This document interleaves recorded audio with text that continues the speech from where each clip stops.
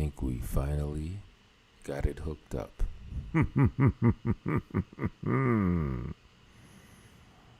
Good spooky evening, ladies and gentlemen. Just do a quick test, just to be certain.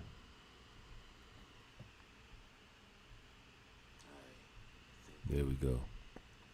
Shout out to Southsider, anybody that comes through. Real quick plug. I'll be doing these late night streams on the free tip. So anyone that catches it at this hour, if you're lucky enough to hear this live, shout out to you. What I'll likely do is after the stream is done, put it in the members only area. Meaning you have to be a member if you want to catch the replay.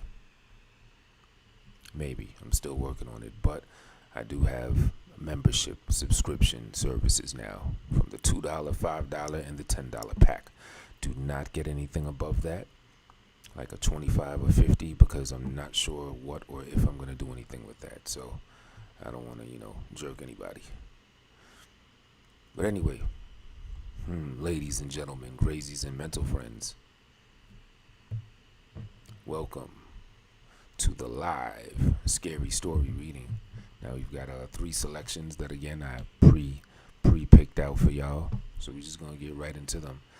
All 3 of them are fairly short.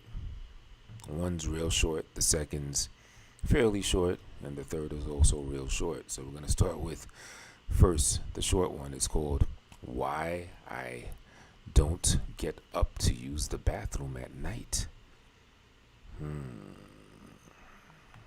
It's perfect timing for a story like this. I myself always do get up to use the bathroom at night, so let's see if I'll continue that practice after this, shall we? There we go, my Nosferatu friend. Alright, y'all. Let's set it off. By Not So Particular. Many people don't know where the fear comes from.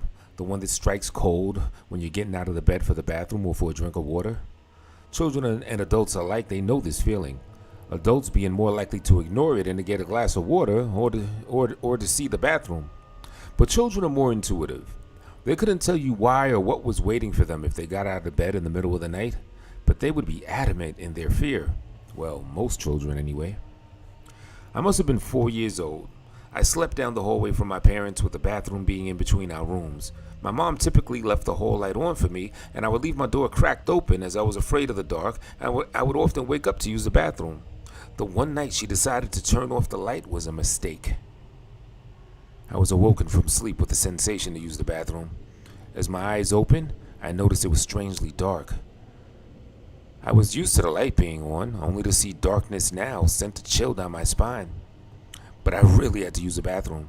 I thought about holding it until there was a light, but I knew that I couldn't make it, so hesitantly, I sat up and placed my feet on the cold wooden floor. When I approached the cracked door, I noticed something strange. Now, as my eyes adjusted to the light, I could make out a figure that was just standing there. Immediately, I froze in my spot, eyes wide and staring. The thing stared back at me. "Mom?" I found my cracky voice. No response. "Mom?" I was louder this time, now scared that maybe this thing wasn't my mom. It didn't move. It didn't flinch. "Mom?" Even louder now. There was a thump down the hallway, and the hallway light turned on. The thing vanished from sight. My mom had come racing into my bedroom, asking what was wrong. I told her that I had seen something standing there in the doorway. But she checked the hallway, she checked the bathroom and my room, and she found nothing. She told me it was just my eyes playing tricks on me. So I told her I had to use the bathroom, but I was too afraid. So she walked me to the bathroom in the middle of the hall. I kept the door open, using the light from the hallway to guide me to the toilet. It was enough to light up most of the bathroom, so my mom saw no reason to turn on the bathroom lights. Besides, she was standing by the door, so I felt safe there with her. However, as I sat on the toilet, my eyes moving toward the mirror, I saw it standing on the other side of the mirror. Whatever it is, I knew it lived there, and I knew it only came out to play in the dark. All right, that was a quick and easy one. That's that one. I didn't really dig that one too much. I don't know what y'all thought about that one. Anybody peeping this? Do another quick test. Make sure this thing is really on. Hey, adds abundance. That one too much. I don't know what y'all thought about that. Woken from sleep with the sensation to use the bathroom. As my eyes open. All right, dope. Shout out to the people checking it out. Let's checking in. Okay, I give that a 3 on a 1 to 10. Let's hope this next one is pretty dope. Next selection is called My Grandmother's Secret. Matter of fact, let me get some water real fast. Be right back.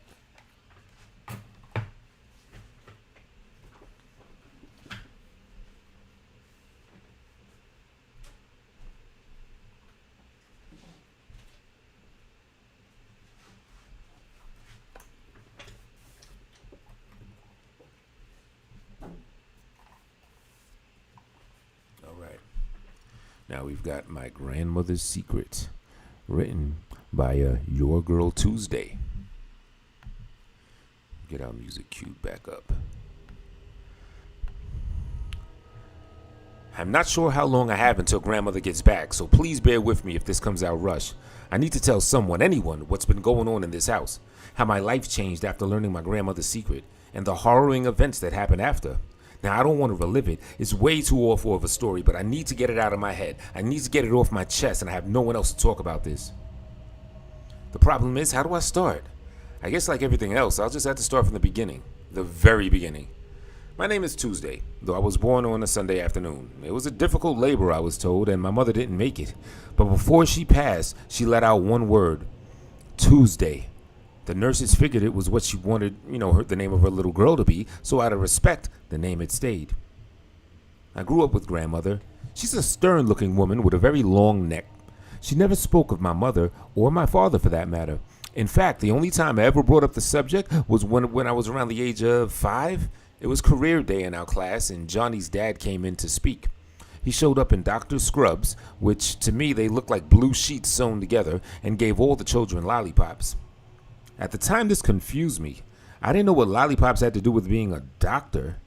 I had never been sick before, so had never been to a doctor, and grandmother refused to take me in if there was nothing wrong with me. But I didn't ask my question about the lollipops. I stayed quietly in my seat, just as grandmother instructed me to do when I was at school. But it was when Johnny's dad was leaving that really perplexed me. Johnny ran up to him and he kneeled down and squeezed his son so tightly that I was curious to know if it hurt Johnny at all. My question was answered when they separated with big smiles across their faces. Needless to say, I had a million questions for grandmother when I finally arrived home after school that day. I was so excited that I forgot about grandmother's rules and I started blurting out all my questions. Do all fathers squeeze their kids, or is it just their sons? Do fathers give out lollipops, or is it just to doctors that do it? Do I have a dad? Can I meet him? Do you think he would bend down like Johnny's dad did and squeeze me? Then we'd both smile and really wide and we'd be happy. I belted the words out so fast that I forgot to take breaths in between. Now when I finally paused to catch my breath, I looked at my grandmother for a response. Now all I saw from grandmother was her hand coming down swiftly across my cheek. It made a loud slapping noise and it knocked me back about 3 feet. Grandmother then took me by the elbow and walked me to the cellar door. She guided me inside and she locked the door behind her. I spent 2 days in the damp darkness of the cellar, and I never asked about my father again. Now, very soon after, I was taken out of school. Grandmother thought it was best if I were homeschooled. There's less distractions. She had set up a strict schedule for my new schooling. It began with waking up each morning at about 6 a.m., brush teeth, get dressed, and have breakfast before study started at 7. After my schooling, I would begin dinner for myself and grandmother. And in the evening, I was allowed reading time, which we would do together in the living room. Then it was a shower, teeth, and in bed promptly at 7 o'clock. Grandmother would always say goodnight as she tucked me in, followed by a kiss on the head. This was the only affection that grandmother ever allowed. Then she would switch the light off, shut the door, and drag the long metal lock on the outside and leave me alone in the darkness. I always looked forward to the weekend, as I'm sure most kids did around my age, The week was dedicated to studies, but the weekend, well, that was something entirely different. The weekend was mainly dedicated to cleaning and running errands. The cleaning I never minded. It was the time I was allowed to be alone. Alone with my thoughts and alone with my imagination. I loved to imagine that I was a conqueror like those in my history books, discovering new lands that needed to be harvested or cleaned. I would always make sure to keep my adventures in my head, though, for fear that grandmother would overhear me. Grandmother doesn't care much for adventures. I look forward to running errands as well. If I was well behaved for the week, I would get to accompany grandmother into town. I love going into town. I love seeing all the people and imagining what their lives were like. I love being able to see my reflection in the big doors that opened as we walked up to them. In those few brief seconds, I awed over how much I appeared to others. I was quite tall with big green eyes and dark wavy hair that stopped just below my shoulder blades. I didn't stare long, though, for fear that grandmother would not approve and punish me for it. Grandmother's house had only 2 mirrors. One is in the bathroom. It's a small circular mirror. It's quite small, smaller than my hand, and I can only see parts of my face in it at a time. There's another mirror in the house as well, but I'm supposed to know about it. It is grandmother's special forbidden room. The only reason I know about it is because I once snuck a glance before grandmother shut and locked the door behind her. It's the largest mirror I've ever seen. It goes all the way from the ceiling to the floor. Similar, I suppose, the doors of the supermarket where I was able to see all myself at once. As the years went on, I would see myself grow in those doors that open into the supermarket. I would see my hair grow longer, my legs grow longer, but grandmother always seemed to look exactly the same. Grandmother held herself perfectly upright, with her hair pulled back tightly into a bun. Her skin was smooth, touched with only a few wrinkles. As I grew, I became more curious about the world outside, and as I'm sure most adults often do, I was curious to know the few people that we did encounter, the men that worked over at the gas station, and everyone who worked at the checkout line at the grocery store. All seemed to have aged with time, but not grandmother. I started to wonder why, and I began even more curious about her secret room and what she kept inside. There were times, though, when grandmother looked tired and ragged. She would complain about aches and dark splotches that would appear over her chest and face. The perfect skin on her face would start to sag, but in the morning, she would be right as rain. Grandmother would catch me staring at her reformed face and would always respond with, "Just needed proper sleep is all." One night, after grandmother had started to look wretched once again, she had forgotten to lock the deadbolt on my bedroom door after kissing me goodnight. Now, I laid in bed for what seemed like hours before I mustered up the courage to sneak out and investigate. The door on my bedroom, it made a loud creaking sound as I slowly opened it. My heart thumped in my chest. There was a mix of fear of what would happen if grandmother caught me out of my room and a rush of excitement knowing I was breaking the rules. The light was off in the hallway, so I walked slowly through the darkness to grandmother's room. The door was left open, but the light was off. I waited in the silence for a sound. Her moving or breathing, and when I heard nothing, I mustered up the courage to whisper, "Grandmother?" But there was no reply. I carefully stepped into the room. I held out my shaky hand until I found what I was looking for, grandmother's bed. The blanket that covered it was soft, but not warm.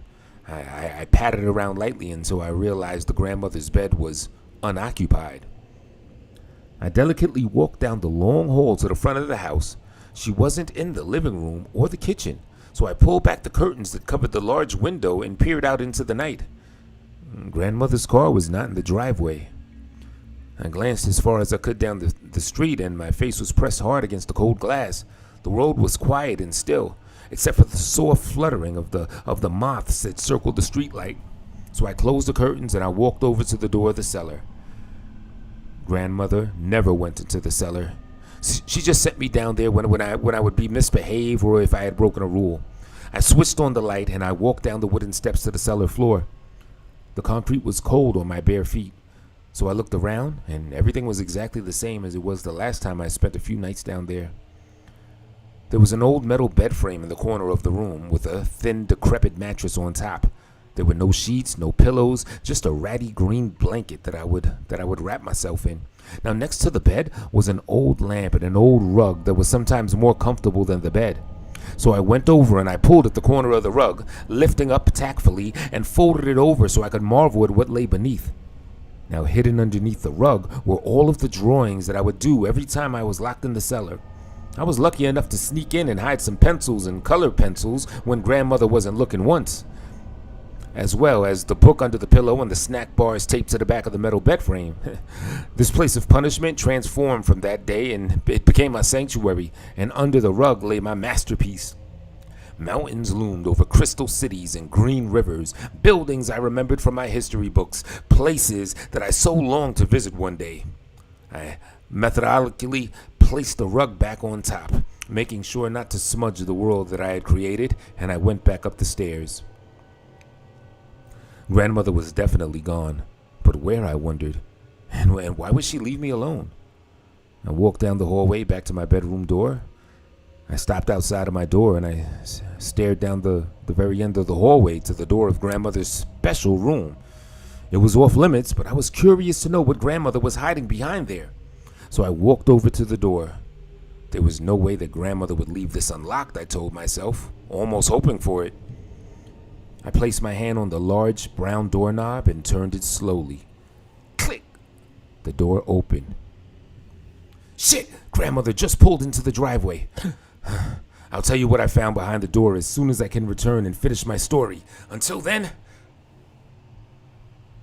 All right. So that one right there is a to be continued one. So I got to make a note to keep telling the volumes of grandmother's story, right? I'm thinking this is a short, self-contained story, but no, that one's to be continued. And so far, I'm kind of digging it. I'm kind of digging that one. Anyone in the Chiznat? Nope. Hope this thing ain't on unlisted. 3 concurrent viewers. Okay, so people watching. Shout out to everybody. We're ready for the final piece of the evening. Is called We Adopted the Perfect Little Boy, and it was written by human_gravy. Let's go. Oh, drink of water real quick. So yeah, it's very dark here. I don't even know where the water is. I hope your environment is just as dark and spooky as mine is right now. It's only the light of the computer blaring back at me. We Adopted the Perfect Little Boy by human_gravy. To find the perfect little boy, we hired the best possible agent we could find. Money was no object. No expense would be spared. The process was far faster and easier than we could have ever imagined. With access to thousands of files and the agency's full cooperation, we found our perfect little boy.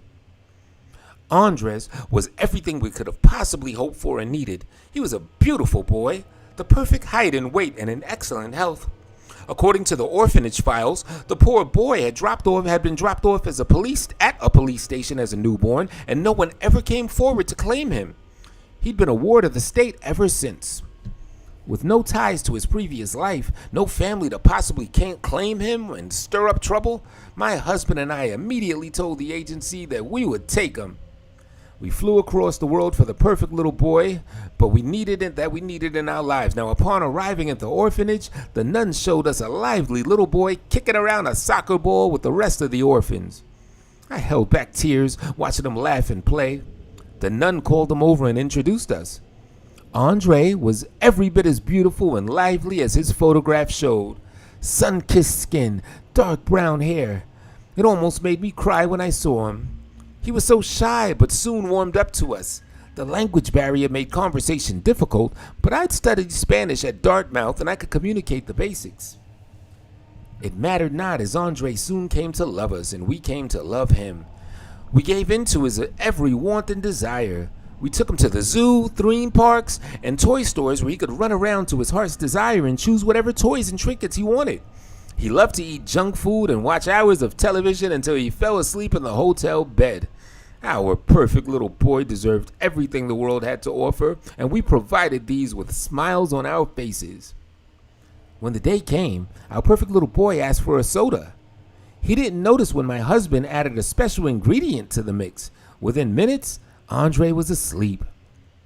We carried our perfect little boy downstairs to the car and drove back to the orphanage. We paid the agency, the priest, and the doctors in American dollars. As soon as all parties were satisfied, we were escorted into the orphanage's basement and saw Andre sleeping in a gurney next to our little boy Charlie.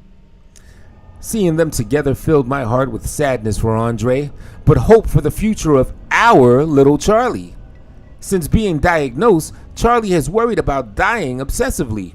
Being placed at the bottom of the orphan donor list, it was a death sentence with a shortage of donors compatible. My husband and I simply wouldn't allow him to suffer. Not our Charlie. Before the operation began, we asked the doctor for a moment to say goodbye to our perfect little boy Andre, who matched Charlie perfectly. I think I just have a good sense for this.